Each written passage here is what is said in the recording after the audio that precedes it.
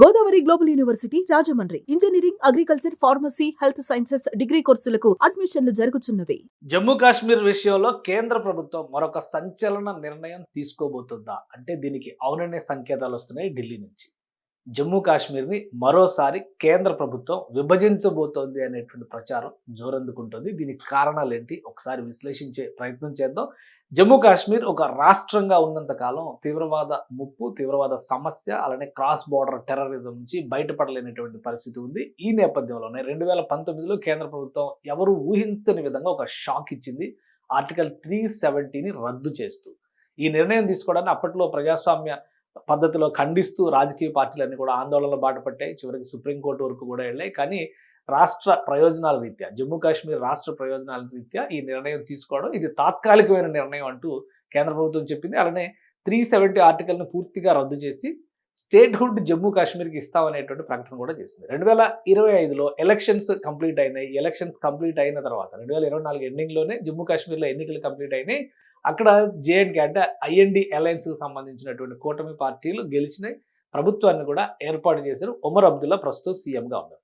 ఈ నేపథ్యంలో గత నెల-2 నెలలుగా వరుసగా జమ్మూ కాశ్మీర్కి రాష్ట్ర హోదా ఇవ్వాలనేటువంటి డిమాండ్ బలం పుంజుకుంటుంది. ఆగస్టు 6వ తారీఖు ఆర్టికల్ 370 రద్దు చేసినటువంటి దినోత్సవం. ఈ నేపథ్యంలో కేంద్ర ప్రభుత్వం ఆచితూచి పావులు కదుపుతోంది. జమ్మూ కాశ్మీర్కి రాష్ట్ర ప్రతిపత్తి ఇస్తారా, జమ్మూ కాశ్మీర్ని మళ్ళీ విభజించి రాష్ట్ర ప్రతిపత్తి ఇవ్వబోతున్నారా అనేటువంటి అనుమానాలు అందరికీ వస్తున్నాయి. ఈ నేపథ్యంలోనే ప్రధానమంత్రి నరేంద్ర మోడీ భేటీ జరిపారు రాష్ట్రపతితో ప్రత్యేకంగా. ఆ తర్వాత కేంద్ర హోంమంత్రి అమిత్ షా కూడా రాష్ట్రపతితో భేటీ జరిపారు. ఈ భేటీల సారాంశం ప్రకారం ఈరోజు ఎన్డీఏ పక్ష ఎంపీల సమావేశం కూడా జరుగుతుంది.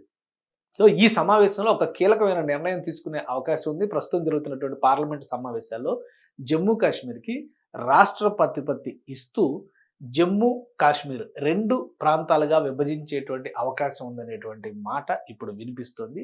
దానికి సంబంధించినటువంటి పూర్వాపరాలు ఏంటి, కేంద్ర ప్రభుత్వం ఈ నిర్ణయం ఎందుకు తీసుకోవాలనుకుంటుంది అనేది సంచలనాత్మకంగా మారుతుంది. ఆల్రెడీ జాగ్రఫీ పరంగా ఉన్నటువంటి, భౌగోళికంగా ఉన్నటువంటి అంశాలను దృష్టిలో పెట్టుకునే కేంద్రం గతంలో జమ్మూ కాశ్మీర్ విభజన చేసింది. ఇప్పుడు మరోసారి జమ్మూని కాశ్మీర్ లోయ నుంచి వేరు చేసేటువంటి ప్రయత్నం చేస్తుందనే ప్రచారం ఇప్పుడు చాలా బలంగా వినిపిస్తుంది.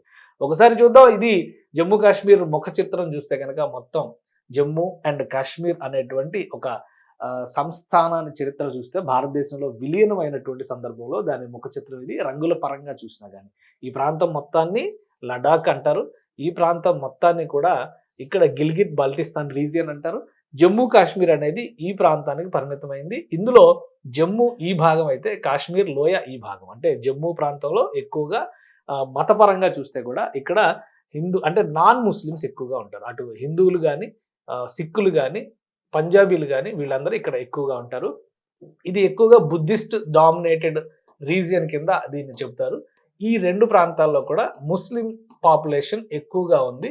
సో దీన్ని ఒక అనుకూలంగా మలుచుకునే, ఈ ముస్లింలో కూడా అనేక వర్గాలు ఉన్నాయి. దీన్ని ఒక అనుకూలంగా మలుచుకునే ఇంతకాలం పాకిస్తాన్ కాశ్మీర్లో చిచ్చు రాజేస్తుంది అనేటువంటి అభిప్రాయం కేంద్ర ప్రభుత్వానికి ఉంది. ఈ 2 అంశాలను దృష్టిలో పెట్టుకునే గతంలో జరిగినటువంటి పరిణామాల్లో అంటే మొత్తం 1947 నుంచి చరిత్ర మనం చూస్తే కనుక ప్రస్తుతం మిగిలినటువంటి కాశ్మీరు స్వరూపం ఇది పాకిస్తాన్ ఆధ్వర్యంలో ఉన్నటువంటి కాశ్మీరు, అలానే ఈ ప్రాంతం మొత్తాన్ని కూడా చైనా ఆక్యుపై చేసినటువంటి కాశ్మీరు, అలానే ఇప్పుడు భారతదేశం నియంత్రణలో ఉన్నది ఈ పసుపు రంగులో ఉన్నటువంటి కాశ్మీరు.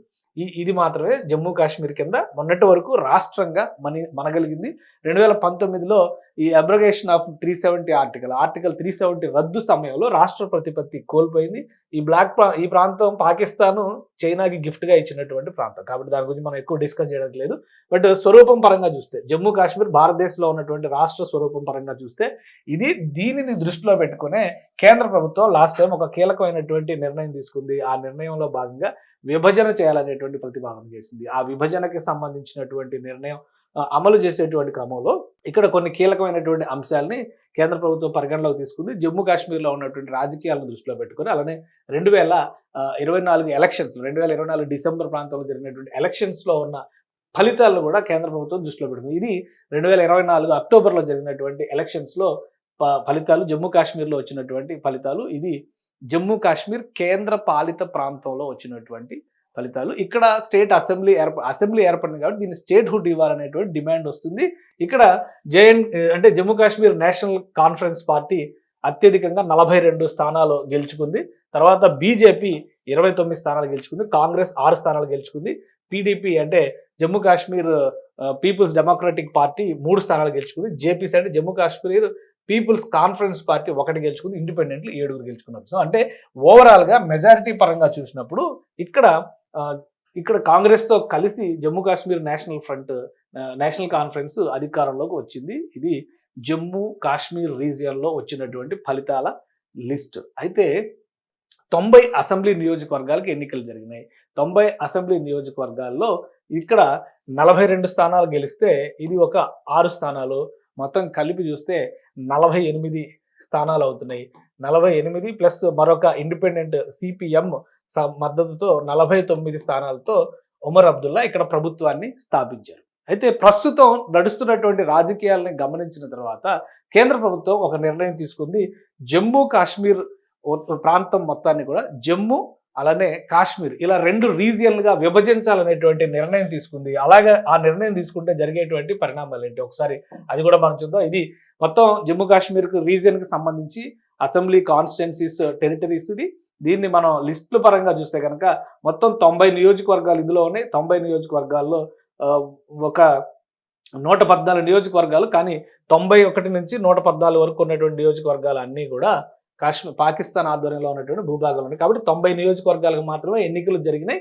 ఆ లెక్కన చూసినప్పుడు దీన్ని విభజించి చూస్తే ఇక్కడ జరిగేటువంటి పరిణామాలు ఏంటంటే జమ్మూ డివిజన్లో ఉన్నటువంటి నియోజకవర్గాలు 48 వస్తాయి. ఇక్కడ జమ్మూ కాశ్మీర్ డివిజన్లో ఉన్నటువంటి నియోజకవర్గాలు 47 వస్తాయి. సో రిజల్ట్ పరంగా చూస్తే 2 కూడా దాదాపు సమానంగా ఉన్నటువంటి ప్రాంతాల కింద అసెంబ్లీ బలాల పరంగా చూసినప్పుడు జరిగేటువంటి ప్రాంతం అదే. కానీ ఎన్నికల రిజల్ట్ పరంగా చూసినప్పుడు ఒక్కసారి ఈ పరిణామాలను కూడా మనం గమనించాల్సి ఉంటుంది. ఇది ఎన్నికల ఫలితాల పరంగా చూస్తే 2024 డిసెంబర్లో వచ్చినటువంటి ఎన్నికల ఫలితాల పరంగా చూస్తే కనుక ఐఎన్డిఐఏ కూటమి 49 స్థానాలతో ఉంది. Jammu Kashmir national front 42, Congress 4, CPM 1, మొత్తం కలిపి 49. ఎన్డీఏ 1 బీజేపీ 29 స్థానాలు గెలిచింది. అదర్స్ అందరూ కూడా వేరే 12 సీట్లు గెలుచుకున్నటువంటి పరిస్థితి. సో ఇక్కడ మనం ఈ రంగుల పరంగా చూస్తే ఇది red colour national conference, CPM కూడా రెడ్ కలర్ ఉంది. ఇక్కడ సిపిఎం రెడ్ కలర్లో ఉంది.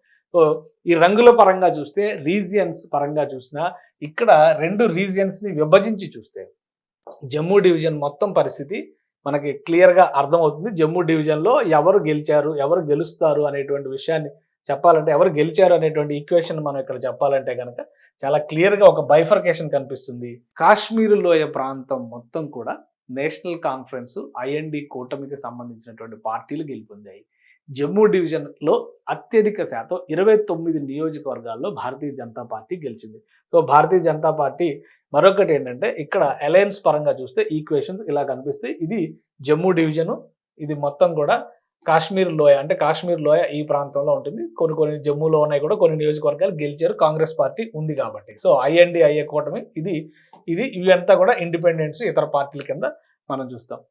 అందుకనే ఇప్పుడున్నటువంటి పరిస్థితుల్లో ఇక్కడ ఉన్నటువంటి 48 నియోజకవర్గాలు అలానే పైన ఉన్నటువంటి 47 నియోజకవర్గాలు ఈ ఈక్వేషన్ కనుక విభజించి ముందుగా జమ్మూకి రాష్ట్ర ప్రతిపత్తి ఇస్తే గనక జమ్మూ ప్రశాంతంగా ఉండేటువంటి అవకాశం ఉంది. తీవ్రవాద చర్యలన్నీ కూడా కాశ్మీర్ లోయనలే జరుగుతున్నాయనేటువంటి అభిప్రాయంతో కేంద్ర ప్రభుత్వం ఉంది. అందుకనే ఒక వర్గీకరణ చేస్తోంది. జమ్మూ కాశ్మీర్ యూనియన్ టెరిటరీని 2 ప్రాంతాలుగా విభజించి జమ్మూకి రాష్ట్ర ప్రాతిపదికన రాష్ట్ర ప్రతిపత్తి ఇవ్వాలి అనేటువంటి ఆలోచన కేంద్రం చేస్తున్నట్టుగా సమాచారం ఉంది. కాశ్మీర్ లోయలో ప్రస్తుతం ఉన్నటువంటి ఉద్రిక్త పరిస్థితులు అలానే సీమాంతర ఉగ్రవాద ప్రభావాన్ని దృష్టిలో పెట్టుకొని కాశ్మీర్లో మరికొంతకాలం రాష్ట్రపతి అంటే యూనియన్ టెరిటరీ హోదానే కంటిన్యూ చేయాలి అనేటువంటి ఆలోచన కేంద్రం చేస్తున్నట్టుగా తెలుస్తుంది. ఈ సంకేతాలు వస్తున్నటువంటి నేపథ్యంలోనే కాశ్మీర్ సరిహద్దుల్లో ఉద్రిక్త పరిస్థితులు నెలకొంటున్నాయి. ప్రస్తుతం గగనతలాన్ని అటు పాకిస్తాన్ ఇటు భారతదేశం కూడా మూసివేసింది. ఎయిర్ సర్వైలెన్స్ ప్రస్తుతం జరుగుతున్నట్టుగా సమాచారం వస్తుంది. ఇది ఒక బిగ్ బ్రేకింగ్గా మనం చూడాల్సి ఉంటుంది. కాశ్మీర్లో పాకిస్తాన్ భారత్ సరిహద్దుల్లో ఉన్నటువంటి గగనతలంలో ఒక ఉద్రిక్త పరిస్థితులు, ఎయిర్ సర్వైలెన్స్ అంటే యుద్ధ విమానాల గస్తీ తిరుగుతున్నటువంటి వాతావరణం కనిపిస్తుంది. కేంద్ర ప్రభుత్వం 1-2 రోజుల్లో కీలకమైనటువంటి ప్రకటన చేయబోతోంది. ముఖ్యంగా 6వ తేదీన 370 ఆర్టికల్ రద్దు అనేటువంటి దానికి సంబంధించి వార్షికోత్సవం జరుగుతున్న సందర్భంగా జమ్మూ రాష్ట్ర ప్రతిపత్తి పొందబోతుందా, లేదా జమ్మూ కాశ్మీర్ రెండూ కలిపి రాష్ట్ర ప్రతిపత్తి పొందబోతున్నాయా అనేటువంటి $1 బిలియన్ క్వశ్చన్ ఇప్పుడు ఢిల్లీలో చక్కర్లు కొడుతుంది. కేంద్రం ఏ నిర్ణయం తీసుకోబోతుంది, ఆచితూచి వేస్తున్నటువంటి అడుగుల సారాంశం 2గా విభజించబోతుందా జమ్మూ కాశ్మీర్ని అనేటువంటి అనుమానాలు వ్యక్తమవుతున్నాయి. దీనిపైన ఒక ప్రకటన వెలువడే వరకు ఈ సస్పెన్స్ ఇలానే కొనసాగుతుంది. అలానే రాజకీయ వర్గాల్లో కూడా దీనిపైన తీవ్ర చర్చ నడుస్తూ ఉంది. సో కేంద్ర ప్రభుత్వం ఏం చేయబోతుంది, పార్లమెంట్లో ఏ ప్రకటన చేయబోతుంది, ఎన్డీఏ ఎంపీల సమావేశాన్ని ఎందుకు నిర్వహించిందనే దాని మీద మాత్రం సస్పెన్స్ ప్రస్తుతం కొనసాగుతుంది. సుమన్ టీవీలో మీ పర్సనల్ అండ్ బిజినెస్ ప్రమోషన్స్ కోసం కింది నెంబర్కి కాంటాక్ట్ చేయండి.